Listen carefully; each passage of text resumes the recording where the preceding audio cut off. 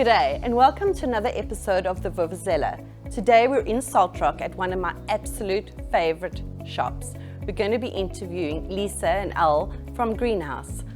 Hello Liza and Al, how are you doing? Hi Marcel, Not bad, well thank thanks. you. Good. Tell us a little bit of history about your shop, what you do, where you started.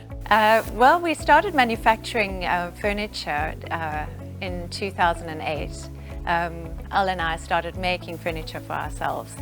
And then in 2012, we decided to start the business formally. So we registered a business, started making furniture. Al was still working in corporate, and I started the business. I studied and got qualified as a cabinet maker and upholsterer, and I was making the furniture myself for the first couple of years. And then Al joined the business in 2018, 2 years ago, when we opened our first shop, and that was in Salt Rock, at the shopping centre in Salt Rock. So yeah, we started off as furniture making, and then with the shop we opened up into the broader elements of home decorating, so the wallpapers and the fabrics and upholstery, and then all the products that complement furniture making. So we've got the wood coatings department, we've got the hardware department, everything you need to make furniture, and we've got the workspace within our shop. We thought that we should have a space where we can speak to our customers about furniture making, but also help those that want to make their own furniture have a space where we can guide them and show them how to make their own furniture. So before lockdown, you guys were an absolutely buzzing business there in the Salt Rock shopping centre. And then lockdown came. Tell us a little bit more about how you handled it. Yeah, that was, it was nearly catastrophic for us in that it was, we had our recipe, we thought we had our recipe right, we thought we were on the right track in terms of our product mix and what our offering was, and all of that had to change. You know, our approach to our business had to change, and whereas we would spend a couple of nights a week in the shop doing classes for people, we obviously couldn't do that anymore. Now that's not only a loss of income, but it's also an opportunity lost, because those customers are people that develop a love for what we do and want to be in the shop buying things, and you know, so that opportunity became one that we no longer had. So we had to reinvent ourselves a little bit. We had to reinvent the product range, what we do, and we have to we had to adapt our business in quite a radical way.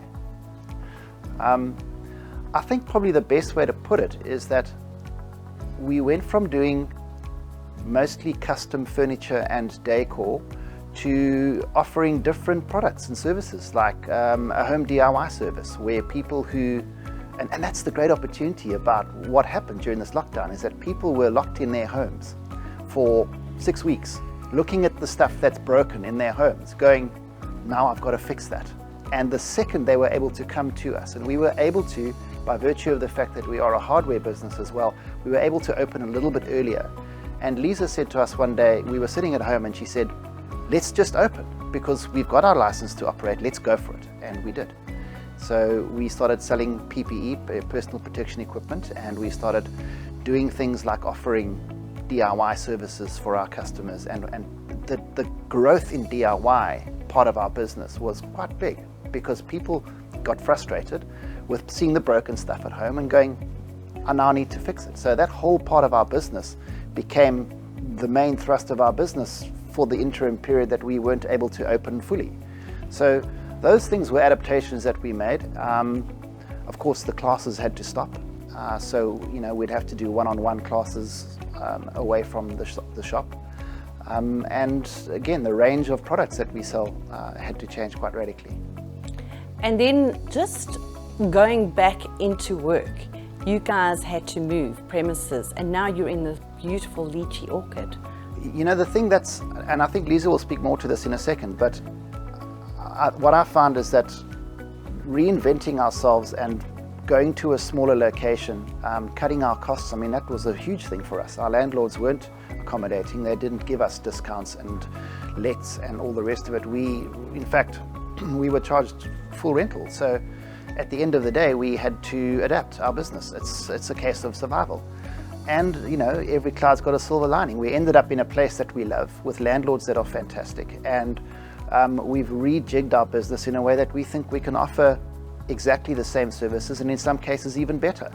So it's been, in a roundabout kind of a way, it's been very positive for us. Alan and Lisa, I'm one of the fortunate people that have been able to do one of your woodworking courses with my 11-year-old son. I absolutely loved it. We joined you guys just before lockdown and we ended up doing a 4-week course in 1 week. You guys were extremely accommodating. Tell us a little bit more about the woodworking courses and kids going into holidays now, what you'll be offering. So we offer the woodworking courses in the evenings, one night a week for 4 weeks, or if you want to do the intermediate course, eight weeks. So one night a week for 8 weeks. But we also run one-on-ones where Elle does, for the people who can't commit to a full course, Elle does one-on-ones with them here in the workshop using our tools. So you don't need to worry about whether you've got the right tools or if you know enough or feel a fool asking the questions. You can have a one-on-one with Elle right here in our workshop speaking to the professionals. And for the coming up for the kiddies holidays, for the school holidays, we offer courses.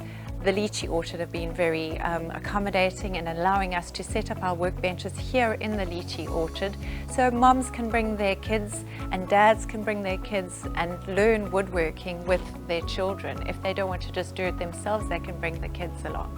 As one of your students, I brought one of my trays just to show you guys that anybody can do it. I'm about to hit my 50s and yeah, so here's something that I've designed and made, very simple, and thanks to you guys, I've managed to do this quite efficiently. It hasn't fallen apart yet, and it makes great gifts. I think I'm just so proud of the way you've attacked that. I mean, and one of the things I admired about you, and it's so many other students are like that, where they come in and they know that they don't know enough to do things themselves, and they don't have a problem asking, hey, this is what I need to learn. Once you get through one of these courses, your confidence levels are such that you feel, okay, now I can go and do these things, and you've actually followed through on it, which is quite rare. A lot of people do courses and then they just go, oh, I've done that now, and they don't actually complete anything. But you've actually seen that through and produced something which I think is amazing. Because of COVID-19 and not being able to do business face-to-face, what have you guys done online to manage the circumstances? Well, we've had to become a lot more focused on social media marketing. So we've spent time getting our Facebook page up to date, our Instagram page up to date, and now recently we've discovered WhatsApp for Business, where you can put your product catalogue on WhatsApp. So that anyone, and which is great for small businesses, anyone who has you as a WhatsApp contact on their phone can view your entire product catalogue on their phone without having to go to a website or click on another link. It's a secure, safe space to view your product catalogue. So we've spent a lot of time getting all of that right. And we're going to be starting a new channel, woodworking channel, where we're going to be doing short video clips of how to use your tools, how to make furniture, and especially for moms or elderly people who are at home and need to do something around the house but just don't know how to do it. So we'll have short video clips about that. Thank you, Al and Lisa. It's been an absolute treat interviewing you guys today. Thank you. Yeah. And to the viewers out there, if you're looking for a lovely gift for a loved one, the shop is filled with all sorts of trinkets, and possibly maybe you want to even redo a bedroom. Lisa is there to guide you, wallpapers, headboards, she can put it all together for you. Thank you for joining us for another episode of Vuvuzela, and remember to follow us on our social media channels. Until next time.